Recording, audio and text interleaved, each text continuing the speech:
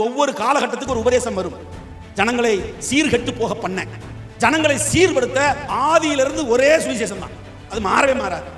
ஆனா ஜனங்களை சீர்கெட்டு போக பண்ண பலவிதமான கலர்ஃபுல் சுவிசேஷம் வரும். அவன் பாதாளத்தின் திறவுகோலை திறந்து வச்சுட்டு உட்கார்ந்துட்டு இருப்பான். அவன் ரொம்பலாம் கஷ்டப்படவே வேண்டாம்.